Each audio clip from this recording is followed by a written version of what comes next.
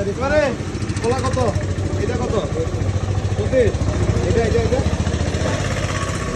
এলা তো বিসির থেকেও ছোট। এলা কম নেওয়া যায় না? এনে 15 টাকা। হ্যাঁ এটা দাও টাকা দাও টাকা তো কেন আমি আনে দিছ টাকা দিবা চাইলেন তো দেও কেন আমি আনে দিছ টাকা কত না লাগে তো এই টাকা দিয়ে কয়টা কলা আসছে রে 200 300